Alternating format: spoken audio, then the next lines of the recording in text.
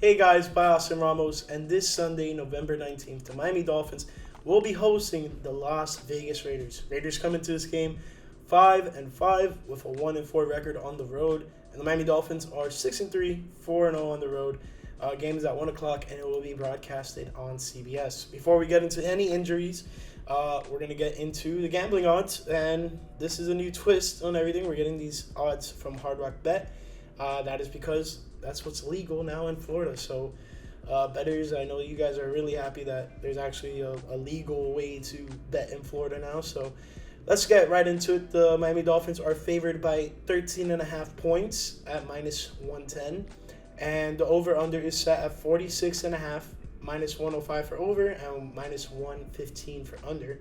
And then the money line, aka winner for Hard Rock Bets, is plus 600 for the Raiders, minus 1,000 for the Miami Dolphins. So, yeah, bettors beware with who your selections are. You're probably best off going with minus 13.5 for the Miami Dolphins if you were to lay a bet on them. But I'm not the best at betting, so don't take my advice.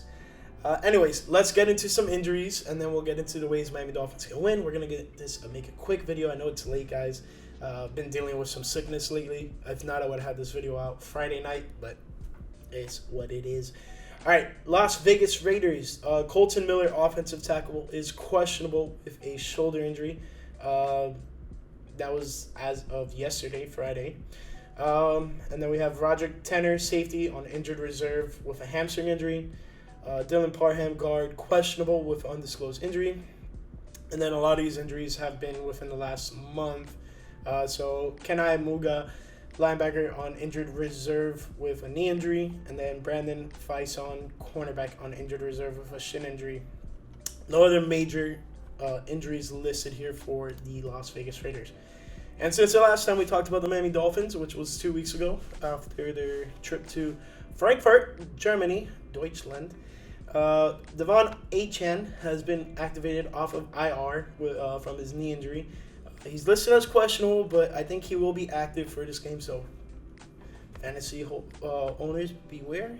He's coming back. I wouldn't put him in the starting lineup, but in like one of my leagues, I have him, and it's a best ball league. So let's say he pops off, and let's say I also have Breece Hall, and he doesn't do as well. He's automatically going to be thrusted above him. But any other league that you have to actually start players, I wouldn't really go too crazy about starting him in this game. But do as you wish. Alec Ingold, fullback, questionable for foot injury. Durham Smythe, tight end, questionable for ankle injury. Robert Jones, guard, is out with a knee injury. Braxton Berrios, wide receiver, is questionable for hamstring injury. He's expected to be suited up. Robert Hunt, offensive tackle, is listed as out with a hamstring injury. Chase Claypool, wide receiver, is out with a knee injury. He underwent a minor knees procedure during the bye week and is considered week to week per Mike McDaniel. And that's pretty much it in terms of guys we haven't talked about in a while. Last major guy was Isaiah Wynn, offensive tackle, since October 23rd with a quadriceps injury. Aside from that, you guys are pretty much up to date with those injuries. ESPN's match predictor has the Miami Dolphins favored to win 90.5% chance to the Raiders' 9.4% chance. Coming into this game, the Raiders are 2 games behind the Kansas City Chiefs at 5-5. Kansas City is 7-2. But also, the Raiders have not had their bye yet. I would assume they would have it after this week. Miami Dolphins sit atop of the AFC East at 6-3. Right behind them is Buffalo, 5-5. New York, 4-5. And then New England, 2-8. Buffalo is facing New York. So whoever comes out on top of that will probably claim second place, especially if New York wins it, just because they will have 2 games against Buffalo. So interesting thing to see there. In terms of the rest of the AFC West, it's not that big of a separation. 4-5 for Los Angeles Chargers and Denver Broncos. All right. Excuse me. Told you, I'm sick. I'm not lying here. Anyways, real quick, how the Miami Dolphins can win this game. All right, Las Vegas Raiders. What have we seen with them in the last 2 weeks? They've played teams in the New York Jets and New York Giants. The Jets gave them actually a bit more of a competition than the Giants did, which is saying a lot. But the Jets, I would say, are a better football team. But we've seen a lot of Aiden O'Connell. the running game has been very well, and Aiden O'Connell's actually throwing the ball around a bit better than people are expecting him to, or just generally just like unsure of how he's going to produce. So with that being said, let's stop the running attack defensively. Dolphins have to stop the run, stop Josh Jacobs, and not really let this offensive line get going. Don't let the defensive line get tired and get trampled over by their offensive line, because once they open up the running game, then it's going to open up the door for Aiden O'Connell to get to guys like Devontae Adams, so on and so forth, Jacoby Myers, Michael Mayer, guys like that. Offensively, the Miami Dolphins need to run the ball. These past couple of games that the Dolphins have been losing, it's mostly because they haven't been able to get the running game going. And it was pretty evident against the Philadelphia Eagles. Running game wasn't going. It was really hard to move that ball. Against the Chiefs, similar situation, but it wasn't as bad. The passing game was at least better against the Kansas City Chiefs. And I think a little bit of a fumble error was really the difference maker. But I'm not like pointing deep fingers like Tyreek and saying like, oh my God, I can't believe you fumbled. Like, it happened. Whatever. But yeah, next thing, ball security. Funny segue.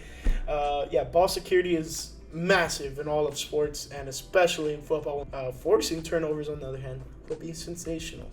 I think a lot of them will have to be in the air, interception-based, or getting guys to fumble the ball, punching balls out, stuff like that.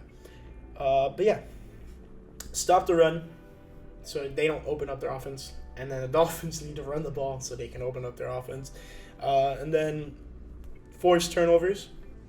Last but not least, protect Tua. I wouldn't say that he hasn't been protected, but I just want to see a clean game by Tua. I want his jersey nice and clean by the end of the game. And that would be absolutely sensational. But aside from that, I think the Dolphins are going to do their salute to service this week. So that explains me wearing this military gear. Already got my stuff for tomorrow's game, packed up the truck, ready to tailgate. And I'm going to be wearing some military stuff. Vlog is going to be sick. Let me know what you guys have been thinking about the vlogs. I've been putting a lot of work into them and trying to make them a little bit more and more entertaining as it goes with the edits and so on and so forth. But yeah, guys, it's been a great football season. Sorry I didn't come out with all those little shorts of the game picks last week. I needed a break. I needed a little timeout. If this was earlier in the season, I probably would have just muscled through it in the bye week. But yeah, last week I really needed a break. And then I come out of it and I'm sick. Can't catch a break. Anyways, hope you guys enjoyed it. I'll catch you guys after the game. Highlight, post-game analysis. It's going to be sick, all right? See you guys later. Peace.